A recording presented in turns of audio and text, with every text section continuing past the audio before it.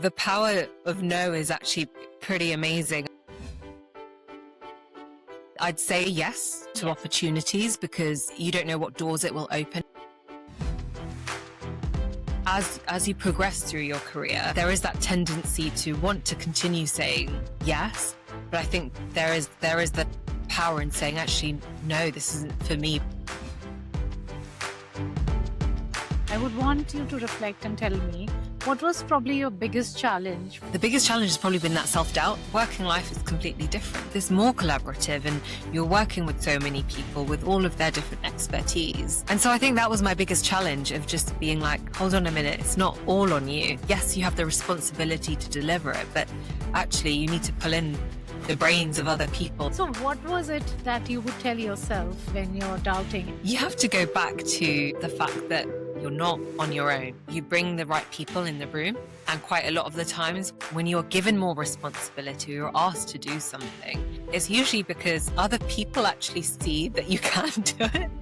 They have that full trust in you. The more you go towards your fear, the more you're unlocking something within you. If you want to help others, you also first need to help yourself, because only then can you inspire and go out there and people will see you as a role model.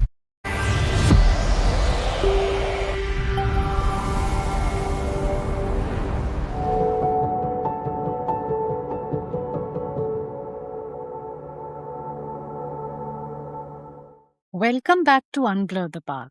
In our last conversation with Poonam Gehlot, she took us inside the fascinating world of nuclear engineering, systems engineering, and leadership in the defense.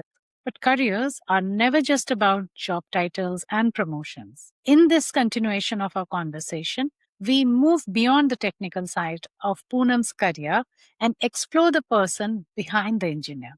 Because sometimes the most important journey isn't the one that takes you up the career ladder, it's the one that helps you discover who you are along the way. Let's continue our conversation with Poonam Gehlot. But before we begin, I have a small request. If you enjoy conversations like this and believe that they can help students, parents, and young professionals make better career decisions, please subscribe to the channel. The honest truth is that every new subscriber helps me bring more professionals from diverse fields onto the show. Welcome back to Unblur the Path, Poonam. It was fabulous having you last time. I can't wait to discuss more things with you today. Brilliant. Thank you. The conversation very interesting for me, and I'm sure for all the listeners. I'm sure they'll enjoy to know of an industry which we rarely talk about in our inner circles, or very few people know people who work in the nuclear industry. So well done to be in this industry, and I'm really happy that we are talking about it in this region. So how did your next move was, like, from the safety, what did you move on to the next phase of your life? Yeah, so from that safety case aspect, I moved on to, you move like project to project sometimes, and that's what was happening to me. And I was in the defense industry, so I moved on to another project being a lead safety case engineer there.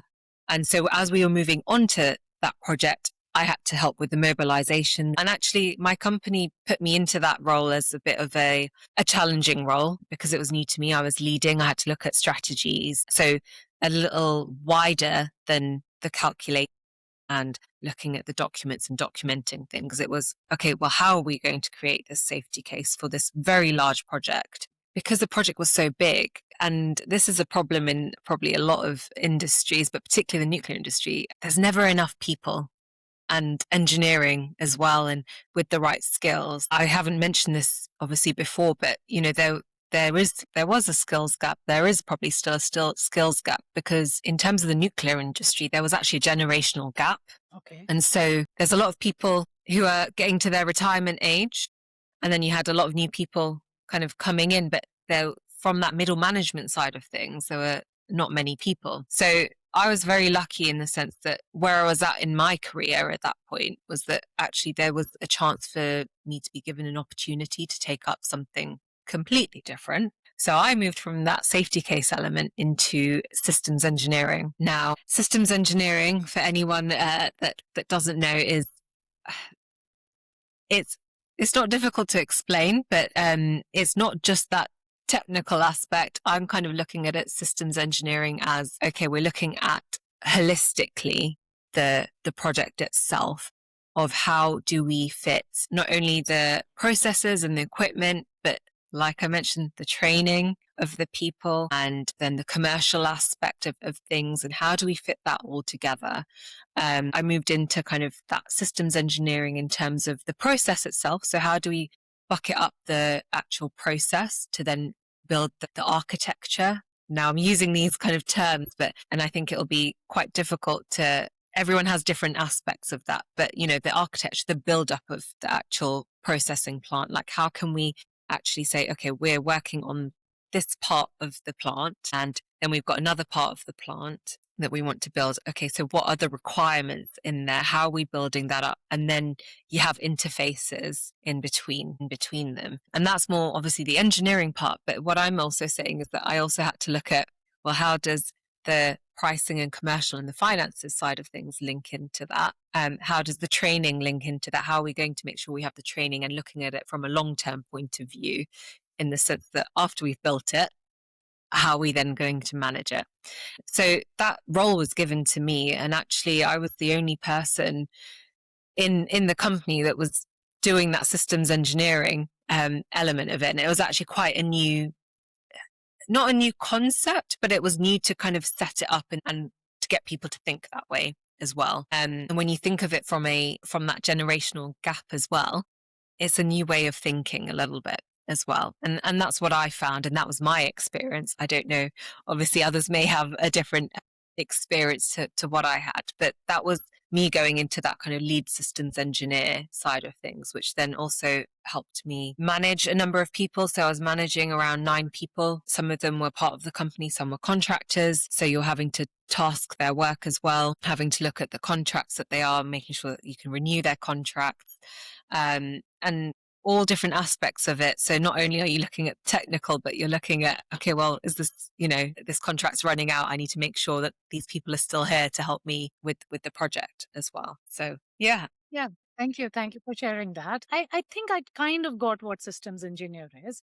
What I also want to understand is how much of this work is on the desktop and how much of this is a field job. Yes. So a lot of it was desk job. However, when you have the clients that I had, they already have a system and a plant.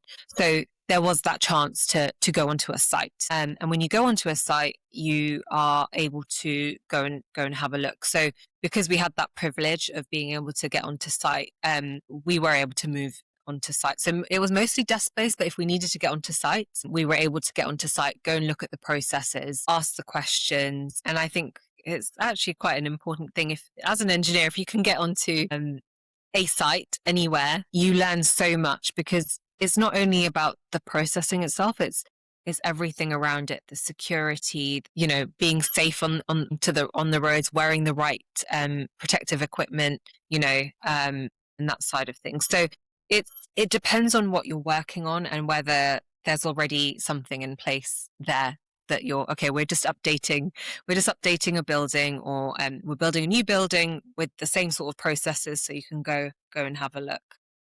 And I think a lot with the nuclear industry, there is a lot of sites that you can work at as well. I think these days it's if you are able to work from home, you're able to, but obviously there are aspects that you can't really do from home either.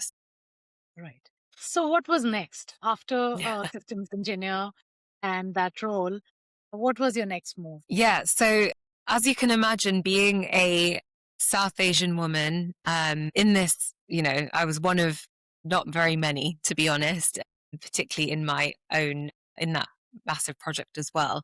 And so you keep on taking on work, you take on work, you keep on progressing. And I think there was a point where I thought, I think I need to try something different. And I was kind of the lead systems engineer. I was part of the chief engineers kind of team as well, doing that systems engineering and trying to set that up as well. And then there got to a point where I was like, okay, Poonam, you're doing a lot here, and what is next? And I think that the question that you asked me it got to that point where I was like, well, what is next? Do you want to keep pushing and keep going? And this is where I actually decided to take a bit of a career break. I took on a lot. And I think many people probably don't understand that sometimes we can drive ourselves to achieve and not take that break a little bit. Just you can come off the pedal a little bit. You're doing enough. And I think I don't know if it's a South Asian kind of just our nature where we just, we're going to keep pushing because it is just who we are. But I decided actually I want to take a bit of a career break. So I took 2 months off and I went traveling. And that traveling side of things was more kind of to go to India to see my family there, spend some time there, and then going to Indonesia and Bali and taking some time out as well. And, meeting people from all walks of life. And that's where I have to tell you that your mind opens a lot there. When you travel, when you take that break, you're not held onto that, oh, I've got that salary, you're looking at it more as okay, I'm going to go take some time off. I've saved up enough to take some time off. So now let me go and explore. When you meet other people, you see what they're all doing and that side of things. And you see, some people they'll go and do their yoga retreat, but they're also, they're IT entrepreneurs, but they're taking some time off to go and do some yoga and meditation. They are traveling and they take it as this is an important part of their life. And I think that's when I started to think that actually I need to build that into my life as well and get connected. I think even going to India, just kind of connecting with the culture a little bit more and, seeing that and wanting that in my life. I think that really hit me in I guess it was December 2024, around that time.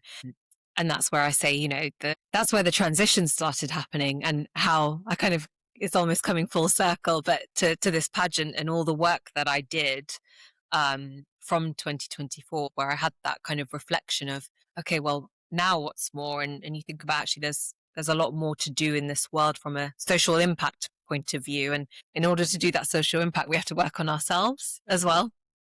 On that time out and that time off, I said to my company, I said, okay, I don't think I'd like to come back. I'd like to try something new. And luckily I had a amazing manager who worked with me at that job, who left a couple of months before, probably 6 to 7 months before, and said, do you want to come and work for me in another company? And I was like, well, why not? I worked really well with her, and I think that's I'd say that it's important to know who you work really well with, especially when you start building up in your career. If you can build that A team around you and you start maybe moving to different, even if there's just 2 of you or 3 of you, and you just pull people in to be like, right, I know I can work really well with them. And that's kind of what happened to me, was that, I worked really well with my manager and she kind of pulled me across. And that's where I became a technical advisor and still kind of in the defense industry. But obviously I had a wider kind of knowledge of the defense industry as well. So was able to bring in some of my expertise in that.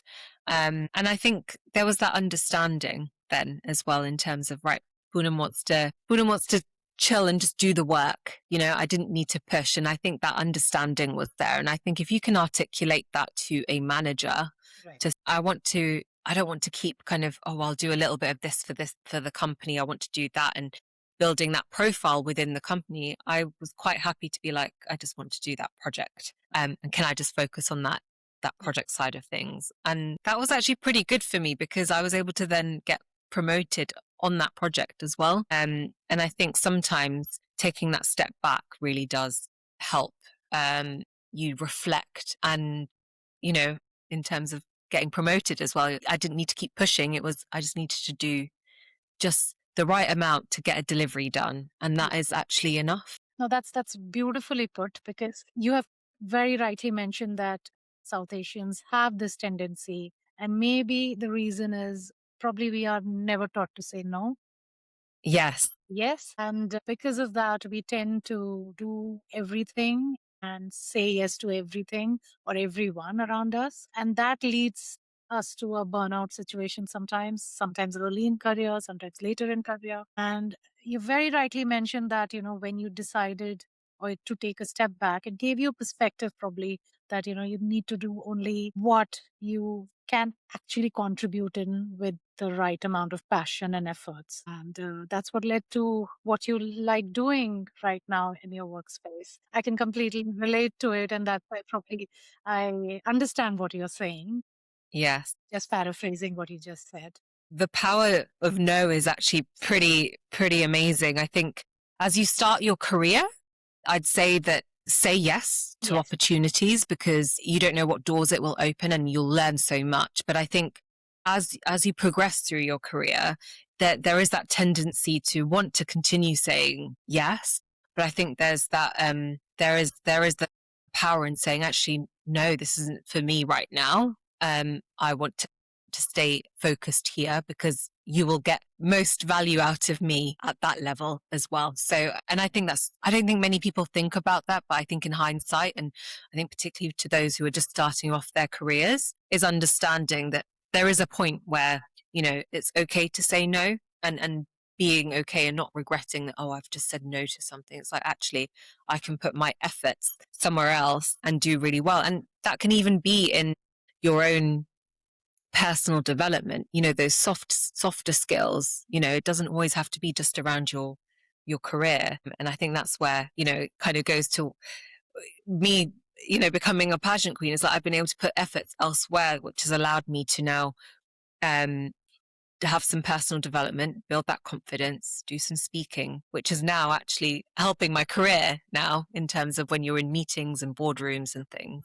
So before we move on to your next phase of life, I would want you to reflect and tell me what was probably your biggest challenge from the moment you started working till today. Yeah. What was your biggest challenge? I like this question. And the reason I like it is because I think it's only now that I've been able to reflect on that recently. The biggest challenge has probably been that self-doubt. And I know some people will be out there, yes, I know everything and whatnot, but there will be elements of you having self-doubt. Like, can I do this? I'm saying yes to it. Can I say yes to it? Or can I kind of go out there and say, I really want to do this? I think that's what's kind of been probably for me personally, has been that self-doubt but every time I've been able to do it anyway, Yeah. I've proven it to myself. And so only when you look back on it being why was I felt like I wasn't doing enough, or that, I was in that learning phase, and you will always continue to be in that learning phase. And I think the quicker you accept that you are continually learning, Yeah. the better. Yeah, absolutely. So, what was it that you would tell yourself when you're doubting? And yeah, every one of us doubts ourselves at different phases or different aspects of our lives. But what would you tell yourself to do at that time and overcome that particular feeling? Yeah. So I think what would the feelings be? I think you would have that chatter in your head that, okay, I've said yes to this. I don't know how I'm going to do it now. How am I going to do this? Who's going to help me? Is there anyone to help me? Oh no, it's just me. You start having those thoughts, but then you have to go back to the fact that when I talked about university and working with your peers, and that's what working life is about working with your peers. You're not on your own. You bring the right people in the room. And quite a lot of the times when you're given more responsibility or asked to do something, it's usually because other people actually see that you can do it. They have that full trust in you, and that's why they've given it to you. Right. And I think the sooner you can accept that, the better. But it's using your skills that you've built up then. Right. So even though I was having these self-doubts, like, I can't do this, I had to flip that and be like, okay, no, who can help me? Yeah. It's not, I have to do this myself. Who can help me? How can I do this? Which people do I bring into the room to help me get to the next steps and develop it together? Because most of the time when you're working on these kind of engineering complex problems, solving problems, you can't do it on your own, because there are so many aspects to it, right? And I think I felt like thinking, you almost are in that school phase, like, I have to do everything myself, and you're built that through school, that it's like, okay, I have to do my own like exam paper, I have to do my own coursework and stuff, and all of that. But working life is completely different. Yeah. It's More and collaborative.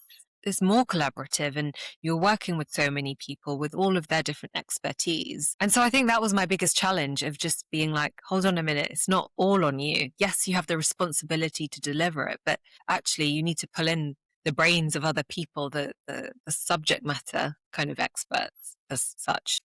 Absolutely. So at this point, I think this was a time when you were working in this new company, when you joined your manager. And at some point, you decided that, okay, I have to come out of my comfort zone and challenge myself to new horizons. This is where you thought that, let's go and try this pageant. Tell me about it more in detail now. Yes. Wow. So I think, my journey of that self-development probably started after I came back from, so I came back from Bali. I always say to people now, I'm like, there's something magical in Bali. I don't know what it is. Yeah. But, having that time out, and then I started my new job straight away, in the new year in 2025. And in that time, because I was in that steady place where I said to my manager, okay, I don't want to do anything more. I don't want to keep pushing. I was like, let me just deliver what we're supposed to deliver. And so that extra mental capacity that I had, I started putting it into endeavors outside of work. And so I started doing a little bit more dancing. So I tried bachata, I tried some commercial dance, heels dancing. And that slowly builds up your confidence, and you see different people, you're meeting different people. I actually also did, I don't know if you've heard of Tony Robbins. Really? So Tony Robbins, he's an amazing speaker, and he has, I call them courses, but, he had something called like Unleash the Power Within. And it was like a 4-day online course with thousands of people. And he takes you through kind of some of that neuro-linguistic programming side of things to change that. So I was talking to you about that self-doubt, and I knew within me that there was something more. I didn't know what that was, but there was something that I was telling myself, and there was a barrier that I was automatically just putting, as a young girl, I probably saw like, oh, I really want to do that speaking. I want to go and speak and be on stage. So all of this was kind of me working on myself. I was like, okay, I need to get through that discomfort. There was that when you're dancing, you're like, oh, I've got this. I don't want to be in front of everyone, and they're videoing and whatnot. You're like, it's quite tough. So that was kind of happening in the background as I was working my normal like 9 to 5, but in the background I was doing these little kind of courses. I went on a 4-day public speaking course as well.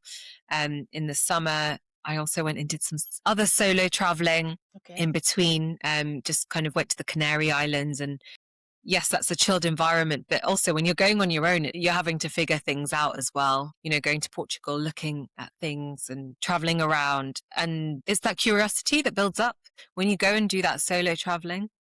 You get to know yourself better, how you deal with certain situations.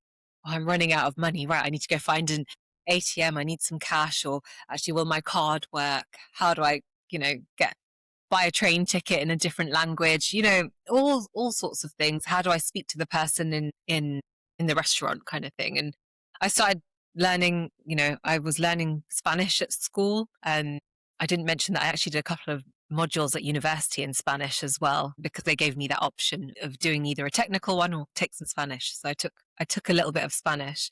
And so then you end up just testing yourself, having conversations.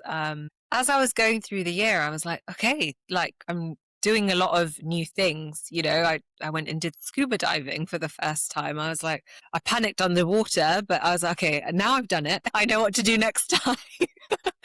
And it was just a taster kind of side. And I was on my own, no family. So I just signed on to it, and I was all right, let me just go do this. And obviously, like any other person, I panicked a little bit. I was fine for most of it, but there was a little bit of panic. And, even then you start realizing the person underwater was like, I said, I want to go up. Like, can I go back up? And he was like, no, just keep breathing. Just keep breathing. And then what he told me afterwards, he said, Poonam, what you didn't realize was you were panicking because you thought you couldn't breathe, but you were breathing because you were panicking. And that put a lot of things into, I don't know if anyone's ever experienced that, but when someone says to you, actually, you're already doing it and there was nothing wrong, and you're in that environment, and you're trying something new, and you're actually you're okay. You're absolutely fine. And I think there's that fear. And that's what I started learning in 2025 was like, the more you go towards your fear, the more you're unlocking just something within you. Like I said, I don't like speaking on stage. Okay. I went and tried to unlock that fear. And I did it a little bit by doing the public speaking, but I didn't do it fully. Like I didn't go and actually go and do a talk straight away, doing that solo traveling, speaking to people and networking and whatnot. So you get to that point, and then I said, okay, well, I think I went to a fashion show last year and I was like, I really like this, like the designers. I love the clothes. I want to get closer to that. There was an interest that built. And this is because again, like I said, I was just delivering during my work, and it was giving me that capacity to explore what was kind of deep within me. And then I thought, okay, well, why not go and volunteer for this pageant in the background, help out. I saw that it was, pretty, they were just starting out and they wanted to, get some help. And in fact, no, they didn't say that they wanted help. I just kind of messaged them. I said, can I help out? And I got a phone call saying, what's your experience? And I said, I don't have any experience. I'm just interested to help out and see how it works and, see how the designers work and whatnot. So I got the phone call saying, no, Poonam, you should really be in the pageant. It will help you, help build your confidence. It will take you outside of your comfort zone. And that's what Tushita said to me. She said, it's what I said at the beginning, if you want to help others, you first need to help yourself. You need to unlock the barriers within yourself, because only then can you inspire and go out there and people will see you as an example and as a role model, and you get down to your truth. And I think that's the platform that she built for me, I think. And I, took the bull by the horns, where I was like, right, okay, if I'm going to do this, then let me really push myself. So she provided the platform, but I really had to do the work. I had to put myself out there. I started going to more events and networking with people, talking to people about, look, I'm in this pageant. And, it's very daunting doing that as well. Wearing your sash, going and speaking to people, saying that you're doing a certain thing, because, you're building up that visibility of yourself. And also you have to have a little bit of confidence, or maybe the audacity to go and say, hey, this is what I'm doing.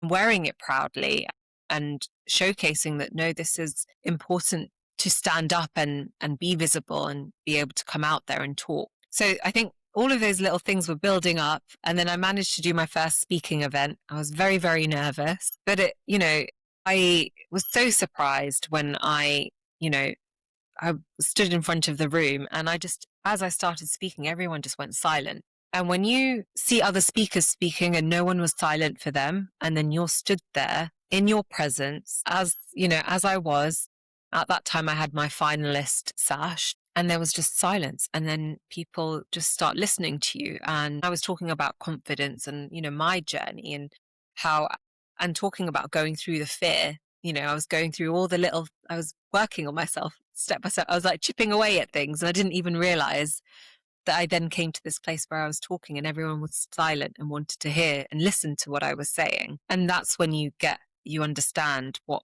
visibility means, what power means, what empowering other people means. If we want to make a difference in this world, you have to be out there speaking for what you believe in. And it gives permission to other people, and particularly women of all ages, to be like, oh, you know what? She's overcome that. I can overcome that. If she's doing that, I can do that too. And I think that's the main thing that I want to kind of like want people to take away, is that just because you become more visible, it gives permission, especially to other women, to be like, hey, you've got a story too. Speak about it, talk about it, give it a go. Absolutely. I mean, that is also one of the reasons I have this platform, because everyone has a story and they don't get a platform to speak about it. And we don't get a platform to learn about this particular aspect that I'm tackling at the moment. The careers. I mean, we just know there are nuclear scientists, we know there are nuclear engineers, we know there are beauty pageant winners who are Yeah. mostly inaccessible. So, how do we know about that particular field? Right. Yes. And that's exactly the reason why I wanted to start this, to talk to people like yourself and know more about it. And what most importantly I got from what you just told us about is, confidence is doing more things and more of the same things at times to have that confidence, remove that self-doubt, like your scuba diving incident when you narrated, or the public speaking that you narrated. You didn't know you could do that and do that so well until you actually did it. Absolutely. And that has given you the confidence that I can do a scuba diving again because I did that. I can do the speaking again because I've done that and I did it well. So it's the takeaway for anyone who's listening. If you have a self doubt, just push yourself and do it once. Yeah. Of course, Have the courage. It's courage. Courage over the confidence. Courage is first, and then confidence comes, is what I've realized now. Absolutely. Go towards the fear and overcome it.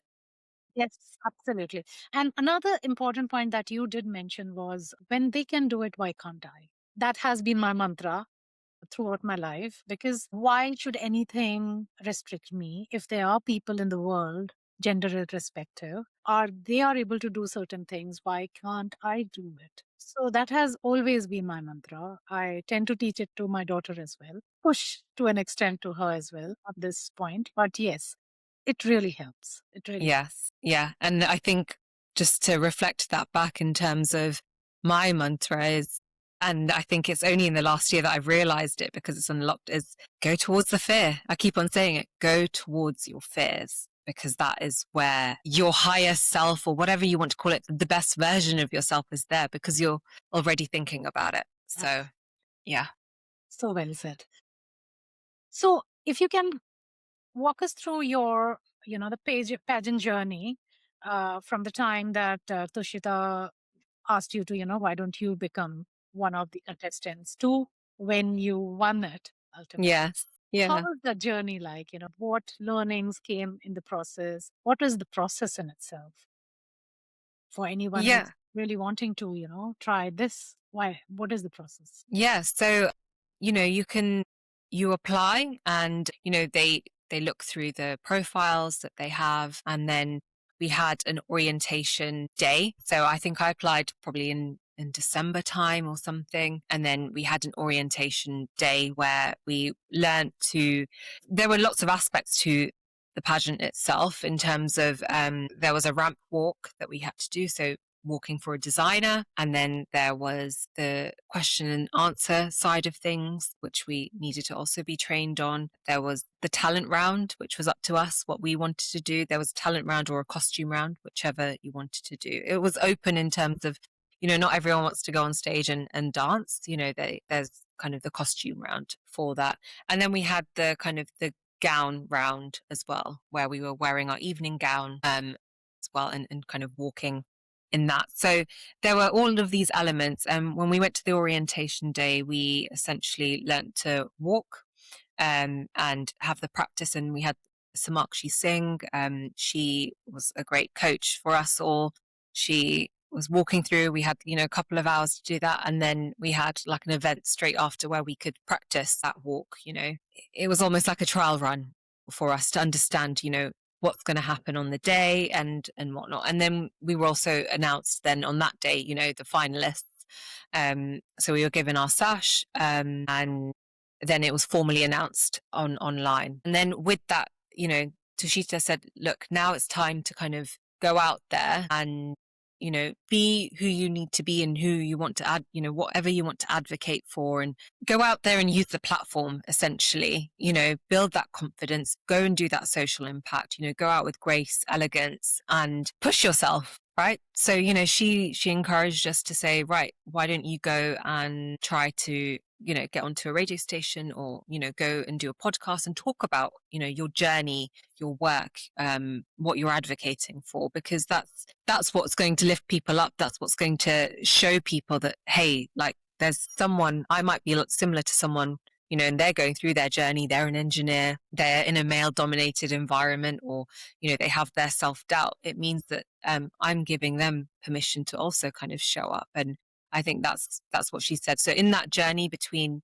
the orientation day to pageant day, all of us were kind of doing we were going to events. It was great to have an International Women's Day event, which obviously we met at as well, but there are lots of things happening, and I made sure that I went out there and met people as well. I also went to Parliament. I met some amazing people there. And there was actually a young girl there who was at university, and she said, wow, like, you're doing a pageant, but you're an engineer. Can you please come and, speak at my university and talk about that journey? So, you're already inspiring people. Just because I came in a sash and maybe dressed up really well, I'm actually an engineer behind this. I sit behind laptops and I don't know, this is all very new to me.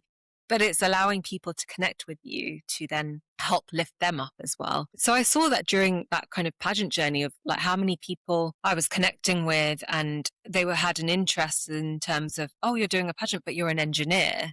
How does that work? And that's when I realized that there's something there. Yes, we can be ambitious, but there's a lot more to us. And so as I went to the pageant, we had lots of phone calls, just getting ourselves prepped and making sure that we had everything and we were good for the day. And then obviously the pageant day came. And, that was such a blur because you're just kind of going, you're in the back, everyone's seated and we're kind of changing from outfit to outfit. But I think, the part that really meant a lot to me actually was the costume round. And that was actually dedicated to my Nani, my grandma, who's in India. She's like 92 years old. And she told me when I went to go see her in 2024 that when she was at school, they learnt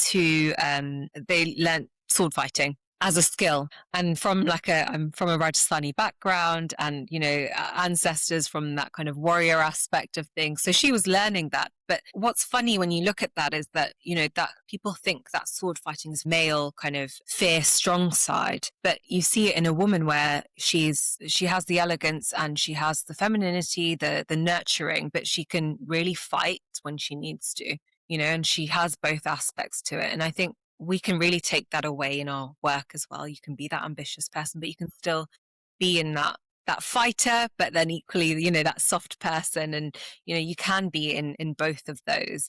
And I think for me, I felt like I lost that kind of softer side. And this kind of has brought me back to that and back to that, that Poonam inside of me as well. And just my Nani kind of talking about that, and then me being able to kind of go on stage wearing a traditional Rajasthani poshak with a sword as well. And I did some of the kind of sword dance as well to showcase that, as a woman, we can do both. And that was also representing one of the princesses as well out in from many years ago. I think her name was like Jodhabai, and she was not only was she kind of in her feminine, but she was very good in terms of trading and looking after the kingdom. How do we bring in wealth to the kingdom? And I think that's a very significant story there that, even back then, women weren't just there in the household, they were ambitious, they were fighters, as well. And they could bring in a lot, but you can also have that other aspect too. Absolutely. Poonam, I can't tell you how, engrossed I was in this whole narrative that you had about representing in the costume round. I had goose pimples while listening to it. I was like imagining, I haven't seen pictures of you from there, but I was imagining how you must have been influenced by the story by your Nani, and then how you would have translated it into a costume round. It felt very surreal to think the realizations that you had because of that story. That, yes, I can totally relate to the fact that while trying to be ambitious, and especially in your case, in a male dominated industry, you tend to have a side to yourself which is very masculine, and you kind of forget your feminine side. And when you listen to your Nani, I think you got reminded that, yeah, well, she's your Nani. You've always seen her in a certain way, but yeah, she has learned sword fighting when she was a girl. And that's how, it helped you bring that softer side in you. It was really, I think this is one of the highlights of this conversation, I would say. And it's something that will live with me for a long time. Oh, I'm glad.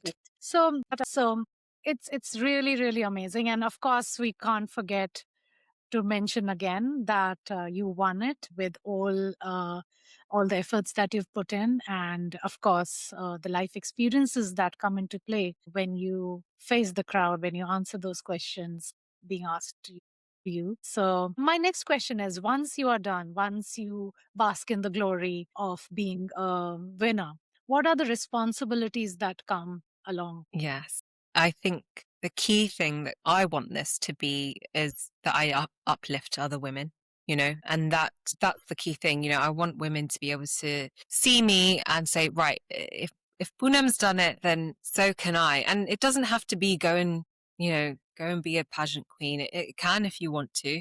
But, go and step into your power, build that confidence. Like I said, it's build that courage really to go and do something uncomfortable and think about where, I want to show people that, if you are feeling like, oh, actually, I've got this side of me that's really ambitious, I like, really go for it. Or actually, if you're already quite ambitious, like, well, actually, I want to kind of understand my cultural side of my life and how I can incorporate that into my life and help other people, that social impact. So I think there are a number of responsibilities for me, but personally, like I would want to show from like a science, technology, engineering, maths, the STEM aspect of things is that, us women, we can be in those careers, but then we can also have that social impact of being visible, being not afraid to be visible, step into that courage, because it kind of goes full circle. Then you go back into your engineering life or STEM life, and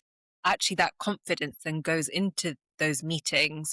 I've seen myself now becoming more visible or a bit more vocal as well. So I think that's the responsibility that I have, is just to uplift other women to come into their truth. And I think that's the main thing, because their truth won't be the same as mine. And I hope I can just be a role model as well while I do this. Amazing, amazing. I think we've come to the conclusion of our conversation, but not yet. We have a few more questions. The first being, if you have to reflect and go back to your age 20, probably, would you tread the same path? I think so. I would tread the same path. I would probably make a little slight change in terms of outside of the work life, just starting to pursue a few more things, try and dabble in a few things and go into that uncomfort.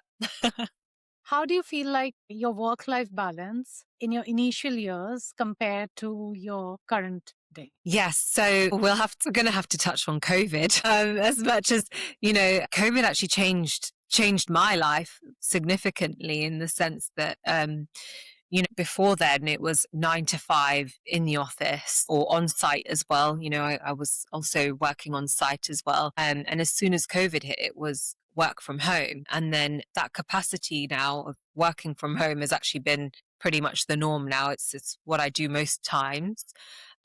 So yes, that's been probably the biggest difference. And so with that comes that flexibility, in the sense that I can work mostly the hours that I want to and get that done. And then there's that element of, I can maybe at lunchtime go to a yoga class, or go to the gym, and that element of things. So it has changed significantly. And that's good to know that you have the flexibility to incorporate a few things other than work in the day instead of in the evening or in the early morning. So that's a good thing to know. Yeah. And this gives an idea to people that, if you're in this industry, you just have to focus, work 9 to 5, don't focus on anything. It's not that anymore. You do have the flexibility. Yes. But I would put, anyone that's going into the job for the first time as well, I think it's important that you do make the effort to go into the office. It's quite easy to just be like, oh, I'll just, hang back, or I can just stay at home. I do think for graduates, I think they do kind of tell them to go in, particularly. But even at our ages, like still go into the office once in a while, because you make those connections as well. Absolutely. That's all important as well. In your experience, does sticking to one company help, or switching the company gives you more opportunities or exposure? Oh, that's a very good question. So I've obviously had the experience of switching companies. So I've worked in 3 different companies, or 4 if you include Cadbury's and the chocolate side of things, gives you a good understanding of different companies and where they're at from a development point of view. And I think you can then see where you can add value. I think there are pros and cons. Whether you stay in one company, you get to know it very, very well, and you can really help develop it as a business. Whereas when you go somewhere else, it's a fresh start. I can add value now because I've learned something that another company's done, and I can bring that in, and you can automatically quite quickly add value. Right. One myth that you would like to bust about your profession and also about the beauty pageant. Yes. So in terms of defense side of things, people might think, why would you want to be in defense? It's like, pretty boring, or you don't really see it. Like, I have to tell you, there are lots of complex problems there. And I think there's an element of, I'm actually doing something to keep people safe. I'm doing something to keep that there's that pride in that. And I think people forget that, is that there's an element of supporting the nation. Wonderful. Of course, that aspect is there, that you are doing something impactful in support of the nation, which comes along with working in the defense for sure. Yeah. So, what would be your career in one word? Wide ranging, for sure. Yeah. And how do you explain that? We've touched on so many things where I started working on training. Then I talked about, the turbine island. I went on to, doing some of the technical work there, human factors, then safety case, systems engineering. Now I'm in that strategic engineering management side. So wide ranging. One thing that any young student or a young professional should know before embarking on a journey like yourself? I like this question because it's something that I thought about, even for my career, when I've thought about it now, is that everyone thinks that you need to go to university. And there are so many other ways to learn about engineering quite quickly. And what I learned with working with apprentices, in my kind of, even at a graduate level, even when I was kind of doing systems, when I was a systems engineer, with those that have done apprenticeships, they had they had hands-on experience, actually. So they've gone and built, part of their task is to go and physically build something, like go and build a motor and make it work. And having that practical engineering knowledge, I think I wish I had, because I can see those apprentices now doing so well that not only are they doing well in that kind of the actual design and engineering aspect, but actually when I see certain people who've been apprentices and actually in management, I can see them excelling really well. And I think that's something to consider, is that you don't always have to go to university. You can always choose to go to university after doing a bit of an apprenticeship. Okay. That's options there, and the company might even sponsor you. Okay. So I think it's worth considering. Okay. That's an interesting insight. One moment in your career that you'll never forget? It has to be going to Japan. Okay. That was, you think about a graduate having the opportunity, and the opportunity came just by me asking, can I go, please? And being able to go there, and, there was 2 weekends either side.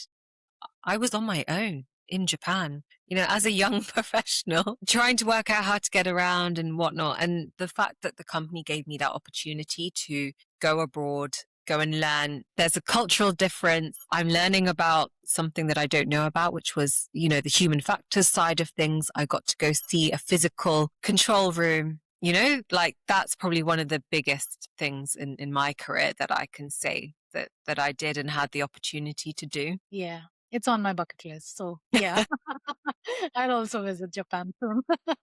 Yeah. One life skill that you think has helped you in almost all your roles? It's resilience. Just keep going. You can do it. It's that resilience. I think that ranks as the topmost skill that is required in any profession. Yeah. Yeah. That's amazing. Yeah. Yeah. What do you think is the impact of AI in your profession? Gosh, I'm using AI so much in my work now. It is helping me so much. And I think that's what everyone should be thinking about, is that how can AI help? Everyone thinks, it's going to take over my job. No, I think if you learn to use it, it can actually enable and help us kind of move further. I don't see it taking over my job because I think there's still a human element that always needs to be there to do that checking, particularly in the industry that I am, whether that's the nuclear industry, defense industry. But I see when you go and see some of the companies that are working on AI, you can see the art of the possible. For me, when I went to Oracle, I've been to IBM and in their offices, and you see what they're doing, and you can be like, oh my gosh, all the answers to our problems as engineers is there. Like, I genuinely believe all the problems that we have in this world can be solved. And I think AI is just one way that, as it develops, from the AI to, the quantum computers and stuff, like it's incredible what's happening out there. And so I think people shouldn't shy away from using it to help their work, because then I think, as I'm going to say, as humans, we can, put our time towards, not having to do some of those mundane tasks, but really putting that human element in other areas and thinking further. So that's my view on AI. So everyone needs to continue learning it. It's a whole new language out there to learn. So yeah, and I know that my company is most definitely trying to upskill us to be able to comfortably use it. They want everyone to be at a baseline.